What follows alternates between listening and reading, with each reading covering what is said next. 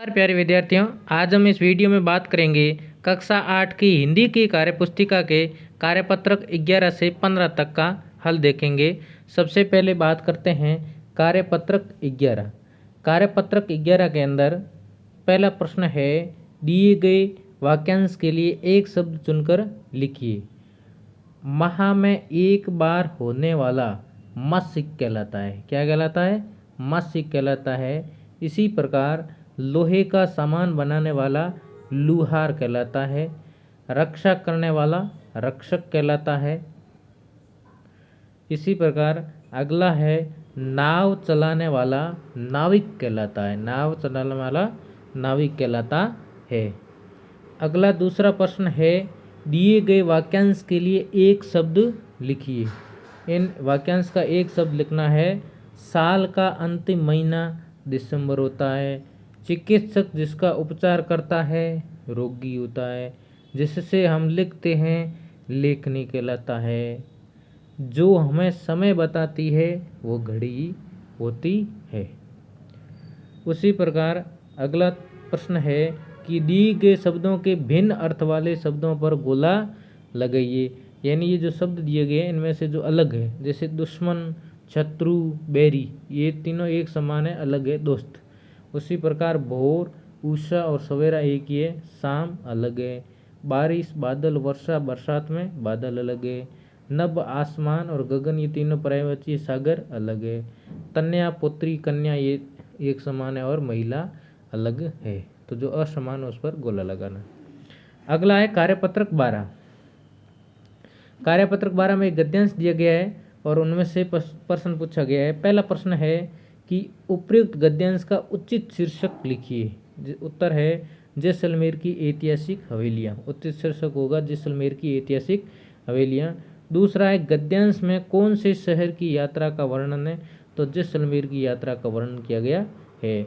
तीसरा है, शिक्षक से जानकारी करके लिखिए ऐसा क्यों होता है कि हवेलियाँ गर्मियों में ठंडी और जाड़ों में यानी सर्दी में गर्म रहती है? क्योंकि उनकी दीवारें बहुत ही मोटी होती है।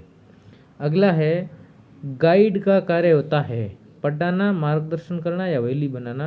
तो गाइड का कार्य होता है मार्गदर्शन करना। क्या कार्य होता है? मार्गदर्शन करना। अगला है 5वां प्रश्न, पुराने शहर की हवेलियाँ कितनी पुरानी थी? तो 300 वर्ष पुरानी थी। कितनी? 300 वर्ष। छठा है कि ऐतिहासिक शब्द का अर्थ बताकर वाक्य में प्रयोग कीजिए। ऐतिहासिक का मतलब इतिहास से संबंधित। ऐतिहासिक का मतलब इतिहास से संबंधित। वाक्य में प्रयोग, हमारे गांव में एक ऐतिहासिक मंदिर है। 7वां प्रश्न है कि दिए गए अनुच्छेद को कोष्टक में दिए गए शब्दों की सहायता से पूरा कीजिए।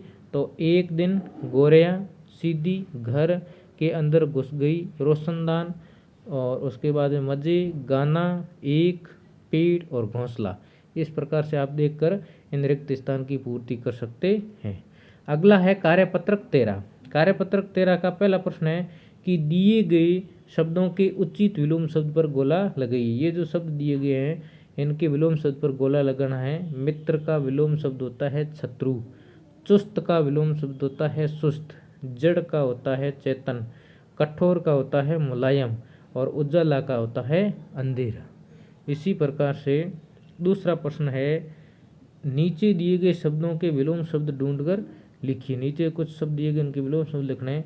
स्वर्ग का नरक, खुला का बंद, उदय का अस्त, दोष निर्दोष, मोटा पतला, सौभाग्य का दुर्भाग्य, सजीव का निर्जीव और नरम का सख्त, नया का पुराना, आना का जाना, सज्जन का दुर्जन और बेचना का खरीदना। तीसरा प्रश्न है कि रेखांकित शब्द के विलोम शब्दों का प्रयोग कर रिक्त स्थान को भरिए, वाक्य पूरा करिए। विलोम शब्द का प्रयोग करके वाक्य भरना, जैसे रात का विलोम होगा दिन, हार का विलोम होगा जीत, अस्वस्थ का स्वस्थ और उपस्थित का अनुपस्थित। इस प्रकार से भरना है। अगला है कार्यपत्रक 14। कार्यपत्रक 14 में नीचे दी गई जानकारी को ध्यान से पढ़िए और प्रश्न संख्या 1 से 5 तक के उत्तर देने हैं। तो पहला प्रश्न है कि पश्चिमी राजस्थान में कौन आग उगलने लगता है? तो पश्चिमी राजस्थान में सूरज आग उगलने लगता है। उक्त गद्यांश के अनुसार फलोदी कस्बे का पारा लगभग 40.5 डिग्री। गद्यांश में किस क्षेत्र के लोगों ने कूलर चलाना शुरू किया? तो मारवाड़ के लोगों ने कूलर चलाना शुरू किया। अगला है कि पश्चिमी राजस्थान में कितने दिनों तक और कितना पारा बना रहता है। तो बाड़मेर में मंगलवार को लगातार तीसरे दिन भी पारा 41.3 डिग्री बना रहा। पांचवा प्रश्न है कि खंड खंड बारिश से आप क्या समझते हो।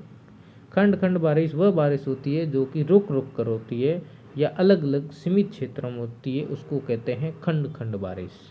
अगला है कार्यपत्रक 15। कार्यपत्रक 15 का पहला प्रश्न है कि छुट्टियों में आप किसके घर जाना पसंद करते हैं, क्यों।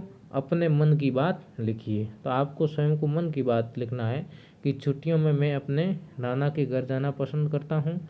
मेरे नाना नानी मुझे बहुत प्यार करते हैं। वे दिन में मेरे साथ खेलते और रात को कहानियाँ सुनाते। मेरे मामा घर मेरे लिए चीज़ लेकर आते हैं। उसके बाद में दूसरा प्रश्न है कि उनके परिवार में कौन कौन रहते हैं। तो नाना नानी, मामा मामी और उनका बेटा बेटी आदि रहते हैं। तीसरा प्रश्न है कि वहाँ आपको क्या क्या अच्छा लगता है। तो वहाँ पर मेरे पसंद का खाना बनता है, मामा का लड़का मेरे साथ खेलता है, नाना नानी मुझे बाजार साथ लेकर जाते हैं, उनके घर पर सुंदर सी गाय मुझे बहुत अच्छी लगती है। चौथा प्रश्न है कि वहाँ जाकर आपने उनके कौन कौन से कामों में हाथ बटाया, कौन सा काम किया। तो पशुओं को चारा डालने, पानी पिलाने और घर पर छोटा छोटा सामान लाने ले जाने में सहयोग किया। अगला पांचवा प्रश्न है कि उन्होंने आपको कहाँ कहाँ घुमाया। तो उन्होंने मुझे मेरी मौसी के गांव और शहर में घुमाया। उनके घर की सबसे अच्छी कोई एक बात, तो उनके घर के आंगन में जामुन के 3 बड़े बड़े पेड़ है जो मुझे सबसे ज़्यादा अच्छे लगते हैं। इस प्रकार से उनका उत्तर लिख सकते हैं।